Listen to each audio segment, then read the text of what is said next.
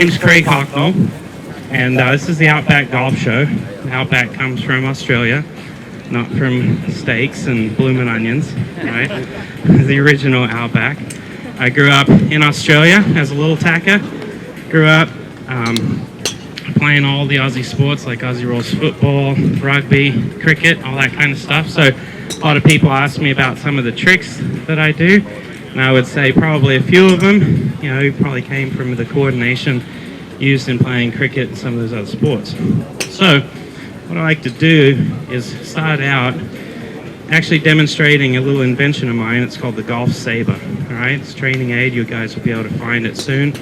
But I actually started spinning with the Golf Saber about 2008, 2009. And then in 2011, I made it through all 3 stages of the PGA Tour qualifying school and got a web.com tour card. So what you'll notice, one of the cool things that you'll notice is as I spin, it's a golf spin, it's not a golf swing. All right, so what you'll notice as I hit several of these shots is that you'll see a spinning motion, and hopefully you won't see any guiding, right, directing, manipulating. Anybody got some of that in their golf game?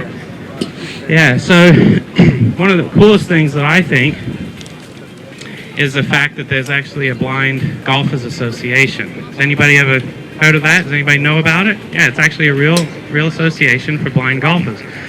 And the point for me to bring that up is that you obviously don't need to be able to see the golf ball to be able to hit it. So it's more about body awareness, right? Not necessarily hand-eye coordination. If we start to rely on our hand-eye coordination, we'll start to kind of manipulate that club, right? So what we tend to do is we hit shots, right? If we see the ball curving to the left, which would be a fade, then we try to manipulate it. We try to do something with our hands. We try to roll it over, right? And we cause a top shot. So all the time that we're hitting shots with our eyes open, we're manipulating, right? So what I like to do is I actually like to practice right-handed, left-handed, and I actually like to hit with my eyes closed. So what I'll do is I'll hit this one left-handed, with eyes open, right? And then I'll just hit this one right-handed with my eyes closed.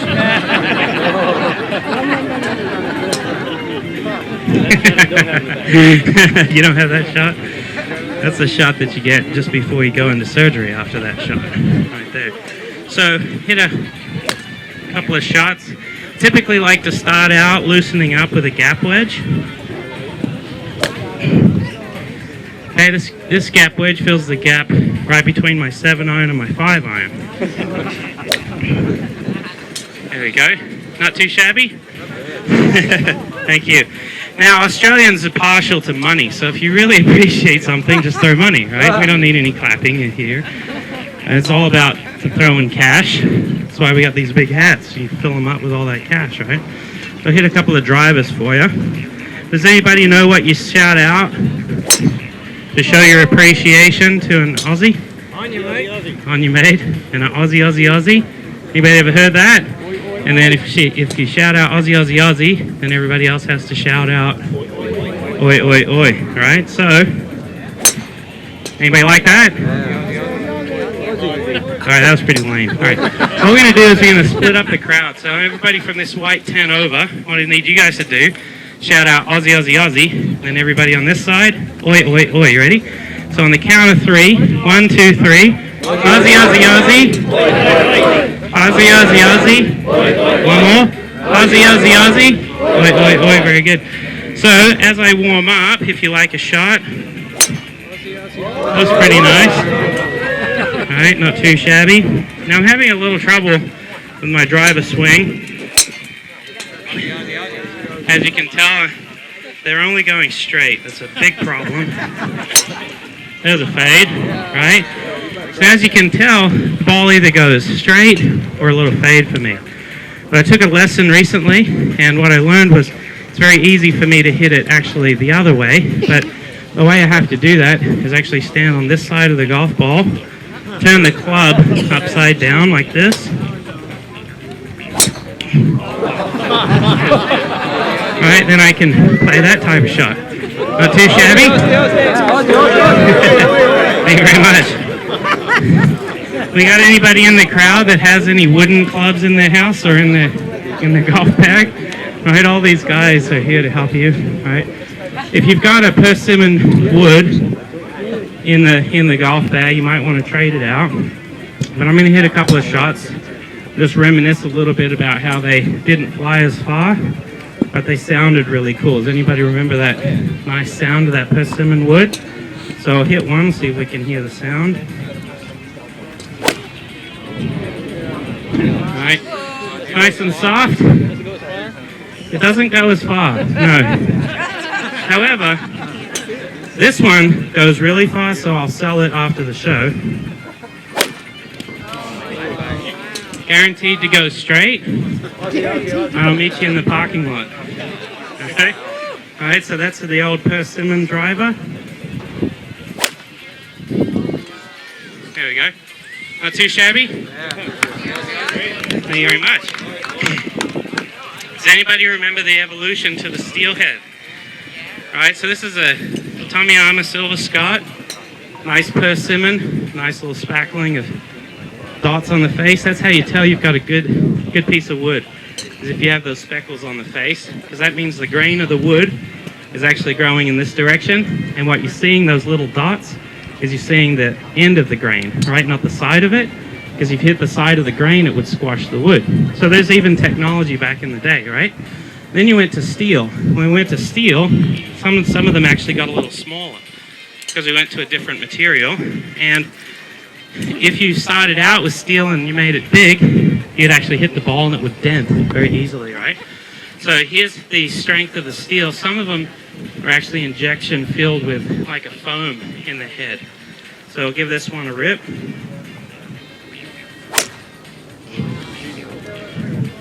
Not too shabby. There we go. I picked up all of these balls at Top Golf. They're all programmed with that chip in them that all they do is go straight. So, what about moving from steel to titanium? Alright, this isn't even a full 460 cc's. This one's about 430, 440 cc's. Alright, but we'll give it a rip. Has a little different sound. Obviously, much bigger club head. We'll give it a whirl. Might want to call those people in those houses. Let's give it a rip.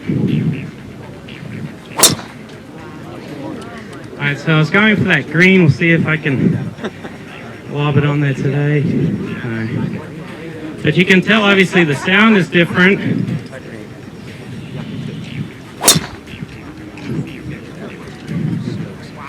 Is that not too shabby?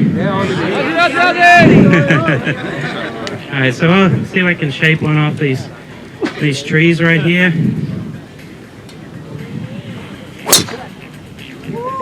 There we go. Nice power draw. See if I can hit a high one, right? Everybody's talking about launch angles and spin rates. A little slippery ground, but I'll see if I can knock one up in the air for you.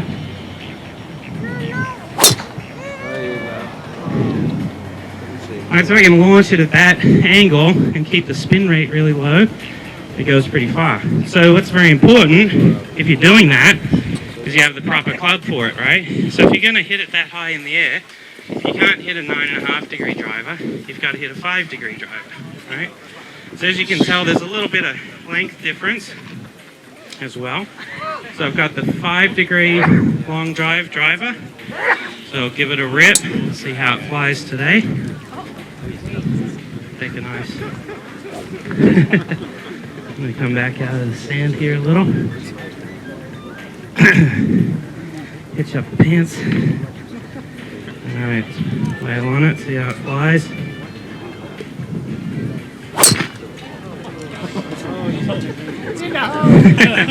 It's in the hole. Here's mate. Yep, not quite. Give it another rip. Engage my core.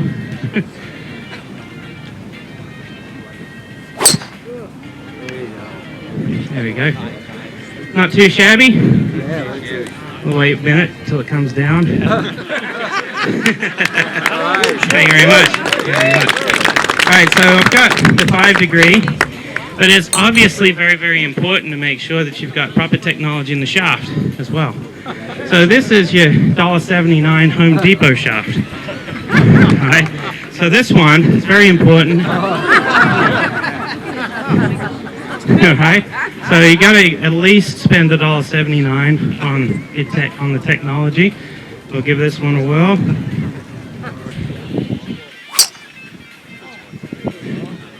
All right, still goes pretty good. I set the bar pretty high with the rest of those shots. We'll try another one. See if we can straighten it out.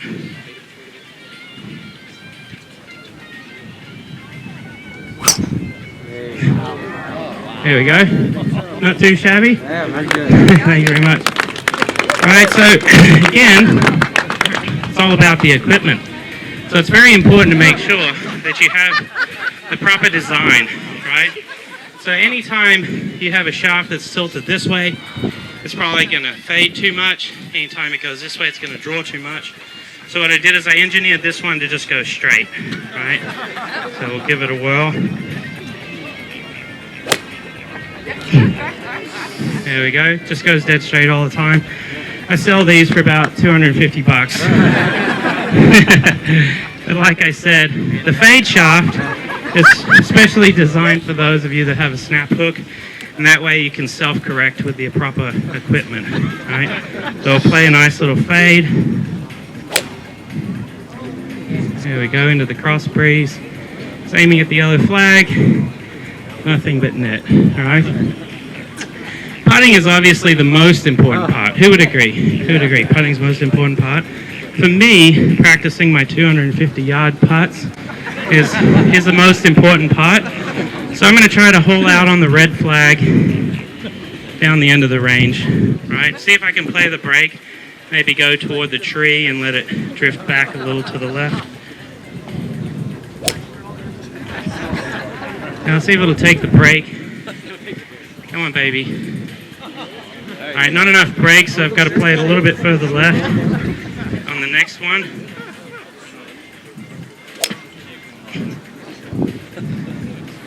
Now those are fades, right?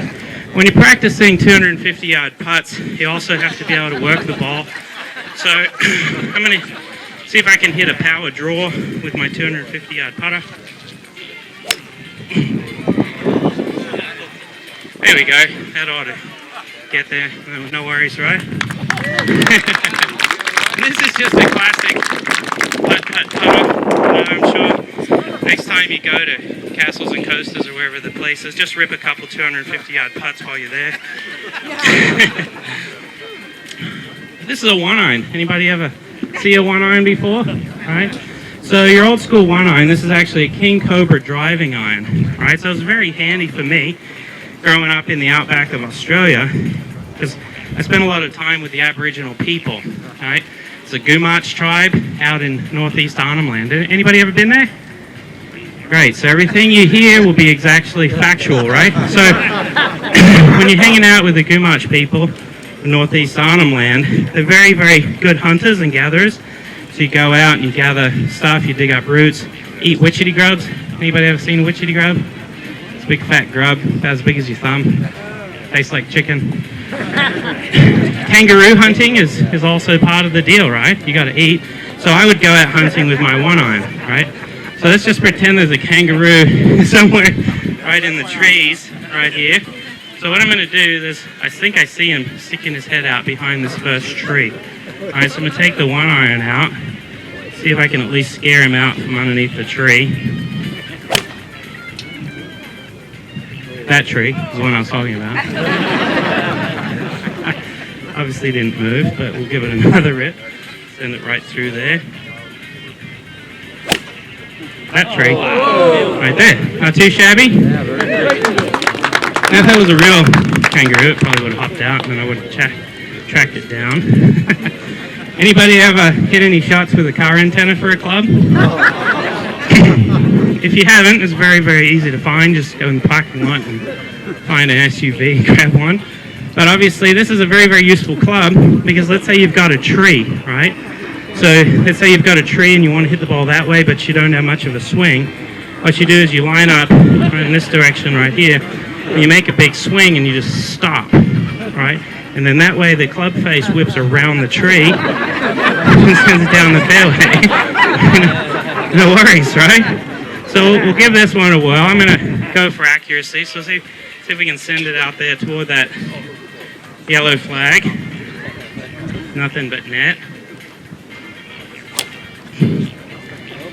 Now I felt a gust of wind, so I decided I'd play a little bit of a high fade on purpose.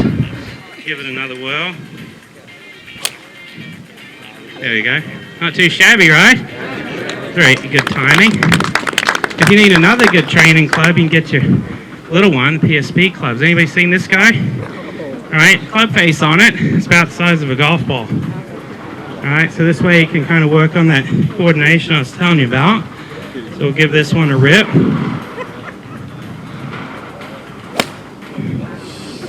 Alright, nice high draw on purpose. We'll play. You guys have got to, I'm telling you, learning the tricks of being a trick shot professional is you got to call the shot after you hit it. Yeah. Alright? That's how it works. When you can call it before you hit it, like this one, like a nice baby fade. It turned into a straight ball on purpose. Right, so there's some great stuff out there. I like this one, it's fun. Play a nice little low hooker off the trees. There we go. Not too shabby. Now spring training's coming up. We got any baseball fans? Any baseball fans? I grew up in Australia playing Aussie rules football, cricket. I didn't play any baseball, but I found a good use for the baseball. What I decided to do is make a golf club out of it. This one, when I go play, typically goes, I don't know, about 150 yards. It has a lot more backspin because it's got a softer cover on it. So we'll give this one a whirl.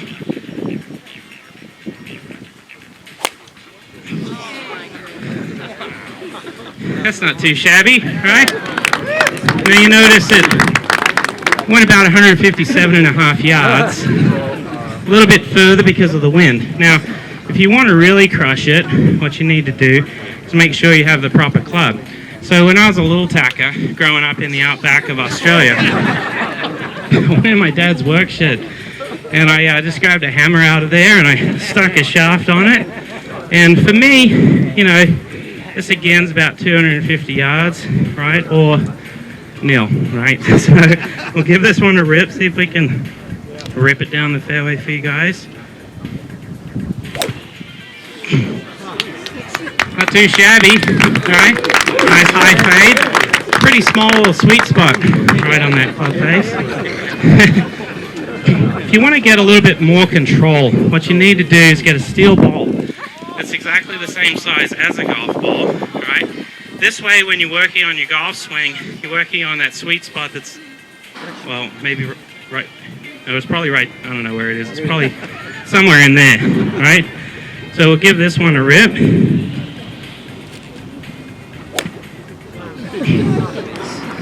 How's that? Not too shabby? I'm telling you, this golf game is a pretty easy game. Get awfully bored playing this game. But I got a trick for you though. So when you guys are out, does anybody ever hit their shots into the outback of San Diego, right? Up underneath those trees and bushes. Occasionally someone will hit their shot out underneath the tree, right? And then they'll just give it the old foot wedge, right? I've got a better option for you. It's the pocket 6-iron, right? So what you do is you just keep that 6-iron tucked away, right? You make sure nobody's looking, and then you get down up underneath that tree real quick. Make sure you waggle appropriately. And then what you can do is hit it, I don't know, maybe 127 yards. Nice little draw. Let's try that one again.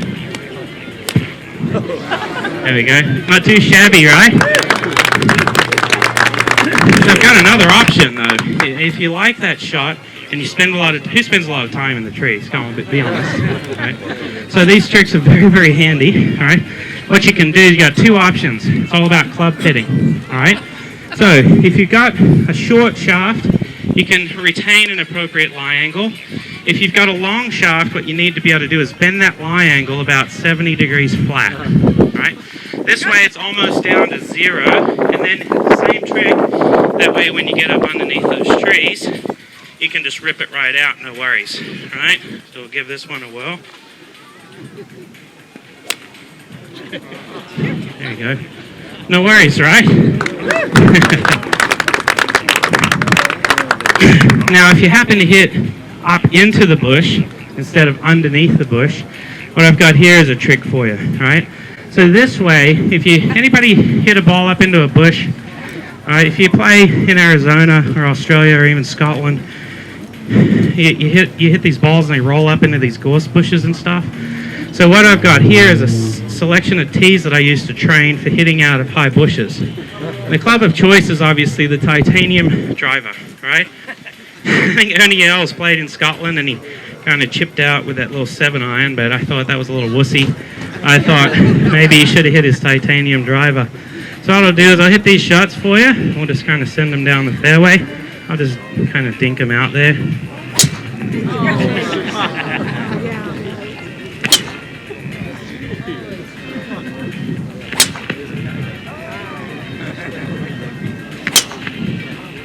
So you guys must think this is pretty easy.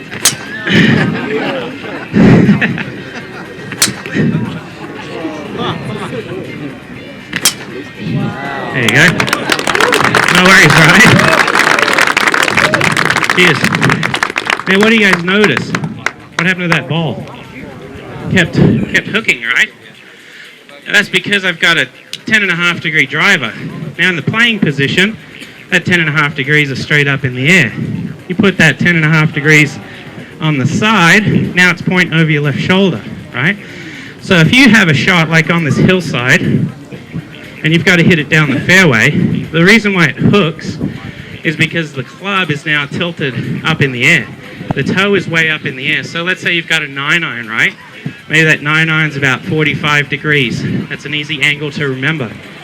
You've got a 45 degrees and straight up above you, that's 45 degrees straight left, not straight up, right? So again, what's really important is that proper club fitting. So if you want to hit it really straight out of a high bush, what you need to do is just make sure that you get the proper lie angle on that driver. All right, so we'll give this one a whirl. See if we can hit it nice and straight. That was nice and straight, a little high. Give this one another rip. I don't want you guys to strain your eyes looking up into the clouds. See if I can hit it a little bit lower. There we go. Not too shabby. Now, if you're like me and you really like to be able to work the ball out of that high bush, again, it's really important to have proper club fitting. So, what would I happen to do if I had a big slice that I wanted to hit? All right, again, just grab the proper club with the club head put completely backwards on the shaft, right? So this is an 11-degree driver, which would normally be pointed over my left shoulder, but now is pointed at that gentleman in the black. So, sir, if I could just have you stand like this for me, just in case. All right, we'll give this one a rip. I'm going to have to, the wind's not cooperating. I'd have to have somebody come and hold this for me. All right, so let's rip it real quick before it blows off. All right, so now we got that nice, vicious slice. All right, no worries. All right. Now what I'm going to do is hit a couple of shots for you. What I need, though, is I need 3 volunteers. Got some people to come and volunteer? Any 3? I'll pick 1. Come on up, mate. 2. Come on up, mate. And 3. All right, come on up here. What I'm going to have you guys do is help me out with this trick. So, gentlemen, come on over here. Right behind these black tubes. These are my didgeridoos, by the way. I can play the real one, but not these plastic ones. I'll try. Excuse you. Excuse you. All right, pick up those 4 golf balls each. And what these gentlemen are going to do is they're going to roll them down the tube one at a time. As they bounce off the block, then I'm going to smack them out of the air, send them down the fairway. You guys with me on this? All right, so we're going to go 1, 2, 3, and then back again. Just give me a second to get in place each time, but you guys will pick up the rhythm. Look like athletic gentlemen. Are you ready? Go for it. 1, 2. Now, he tried to rush me on that one. All right, go ahead. 1, 2, 3. All right, very good. You guys are doing a nice job. Very nice job. Tried to put a spin on that one. All right, let's go again. Oh, trying to put a spin. Hold on. What we're going to do, though, spice it up a little bit. This time, I'm going to try to hit a draw, fade, and straight as they bounce off the block.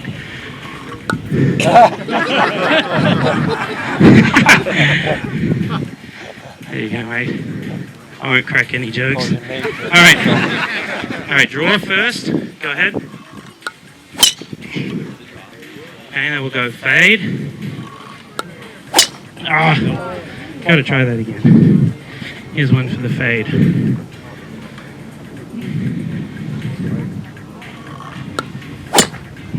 That was kind of fade. Alright, now we'll go for straight. There we go. Not too shabby. Now, since you were the best roller, you 5, thank you very much. Come on up. I'll have you help me some more. Alright, what I'm going to have you do is just grab those golf balls and just kind of throw them up one at a time to me right here. So what I'm going to do is just hit a couple of shots for you.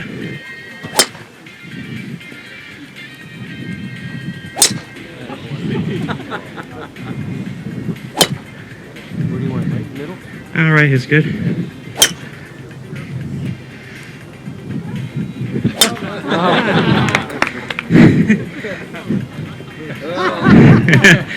You guys must think this is easy. Let's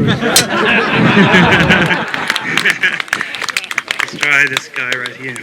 Uh-oh. It's tiring. Oh,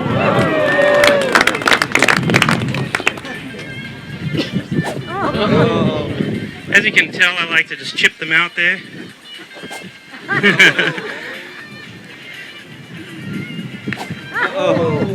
Strike 3. So stay there. What I'll have you do is just throw them in the air. And as you toss them, I'll try to hit them. So the goal is to try to hit this ball every time. Okay? So just kind of underhand it right through the space as if you're going to try to hit that ball. Go for it.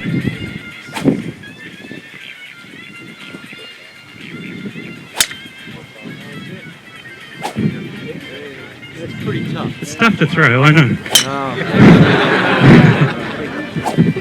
A good batter always makes up for a lousy pitcher.